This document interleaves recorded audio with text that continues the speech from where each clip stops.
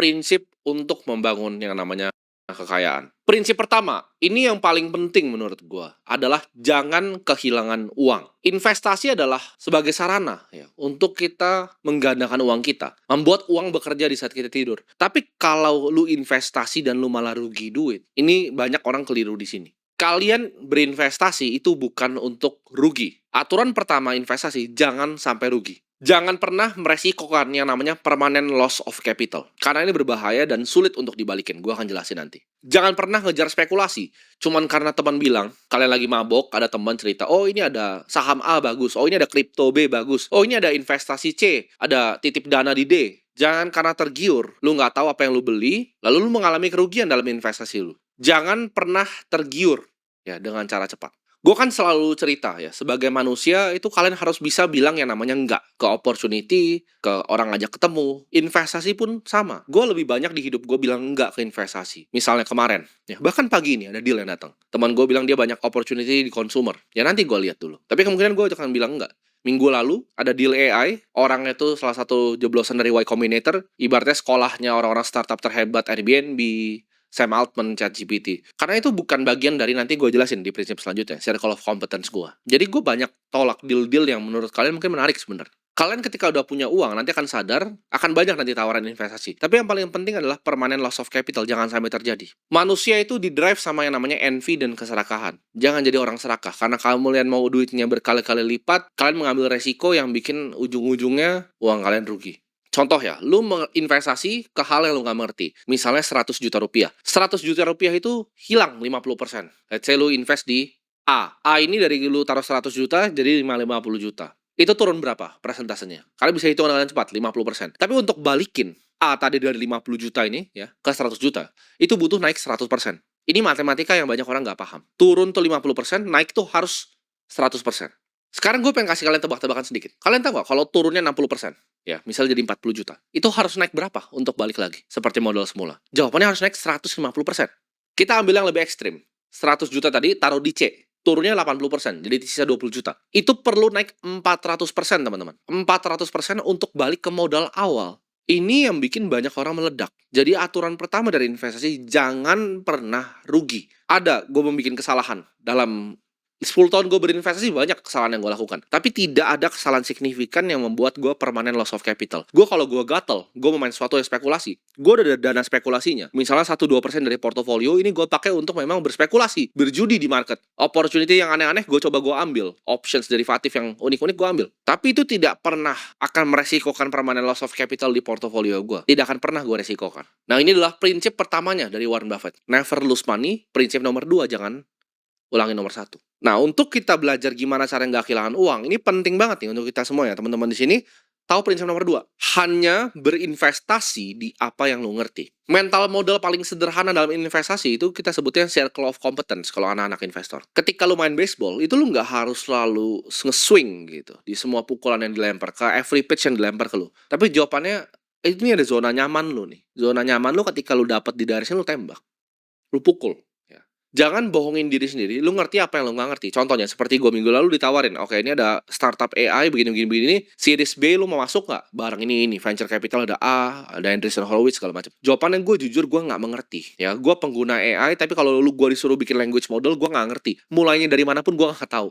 Adalah gue belajar sedikit-sedikit dari course Nvidia, tapi gue nggak ngerti jawaban. Gue bukan expert di machine learning, gue bukan expert di artificial intelligence. Saya tidak mengerti, jadi gue nggak ikut investasi karena gue nggak paham cara bikin agentic AI itu seperti apa. Itu bukan circle of competence gue. Uang sekolah ya, uang yang tadi permanent loss of capital yang gue lakukan untuk hal-hal seperti ini sudah banyak sekali di hidup gue. Tiap kali gue investasi di apa yang gue tidak mengerti, 100% uang gue pasti kena bakar. Bro, ini ada startup ini pasti kebakar uang gue. Ini ada deal private equity begini, gue nggak ngerti, gue coba masuk, uang gue kebakar. Udah berkali-kali ini terjadi sama gue. Kalian harus paham ya. Investasi itu mirip seperti seorang pilot. Kalau lu mengoverestimasi kemampuan lu sendiri, itu ujung-ujungnya celaka. Lu terlalu ugal gitu, celaka.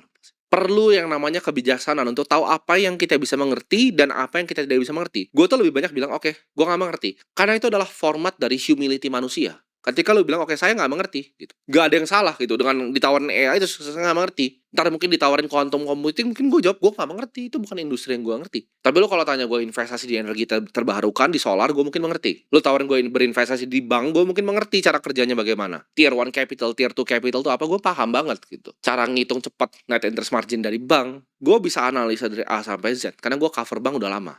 Balik lagi, kalau kalian pernah kerja mungkin di fund ya, buy side atau di sell side di sekuritas, itu analisnya tuh dibagi coveragenya. Mereka punya universe sendiri. Contoh, ada yang spesialisasi di bank, ada yang spesialisasi di pertambangan, di mining, ada yang spesialisasi di consumer goods. Ini mereka pun dipisah-pisah. Jadi orang tuh harus punya yang namanya circle of competence mereka sendiri. Suatu bidang area investasi lu paham betul. Jadi investasi itu nggak harus di aset A, B, atau C. Nggak harus di saham perusahaan, nggak harus di B, di kripto, nggak harus C, di real estate. Tapi di apa yang lu paling mengerti sebenarnya. Lu paling mengerti nih. Ini lu tinggal di sini udah lama gitu. Lu ngerti banget harga sewanya semua berapa, silahkan lu main properti. Lu ngerti banget tentang emas, sejarahnya bagaimana, silahkan main emas. Tapi investasilah di apa yang lu mengerti. Karena ketika lu keluar dari itu, pasti lu rugi. Ini akan bikin decision making lu, keputusan lu lebih tajam. Ketika lu nggak ngerti, oke, skip. Ngerti, beli. Nggak ngerti, skip. Jadi pilih satu circle of competence dan jadi kelas dunia di bidang itu. Prinsip terakhir ya adalah untuk berpikir secara jangka panjang, pikir secara long term, karena compounding adalah keajaiban dunia ke-8. Buffett itu hit $1 billion di umur 56 tahun. 16 triliun pertama dia itu di umur dia 56 tahun. Butuh waktu puluhan tahun untuk compounding uang dia.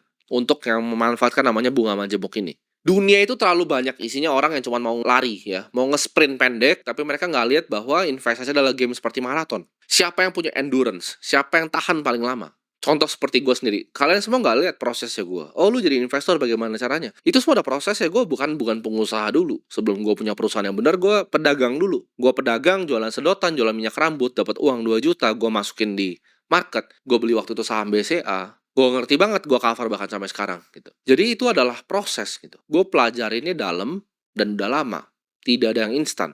Gue tidak pernah punya mindset untuk nyari uang cepat. Enggak. Mindset gue adalah gimana caranya gue bisa bikin kekayaan yang bertahan, bukan nyari uang cepat. Gue percaya orang yang mengumpulkan hartanya sedikit demi sedikit itu justru bertahan lama. Tapi siapa yang ngambil hartanya besar, pakai cara yang nggak baik, itu akan hilangnya cepat. Jadi ketika gue bikin harta gue pelan-pelan, ya kan, jualan sedotan, jualan minyak rambut, bikin agency, bangun ternak uang, dikit demi dikit gue kumpulin harta gue investasikan semuanya di market, gue pelajari, oh begini ya cara kerja bank, oh seperti ini ya kasa, oh NPL segini, kenapa bisa naik segini, oh ada corporate loan-nya yang gagal bayar, oh struktur loan tuh gimana sih, ada micro. Pelajarin semuanya secara detail. Oh, pertumbuhan digitalnya luar biasa ya. Karyawan tetap segini, tapi nasabahnya 2 kali lipat. Oh, ada ya bank yang bisa seperti itu. Oh, kenapa? Oh, karena memiliki brand yang lebih baik, memiliki pelayanan yang lebih baik. Oh, manajemennya seseorang yang gue bisa lihat gitu.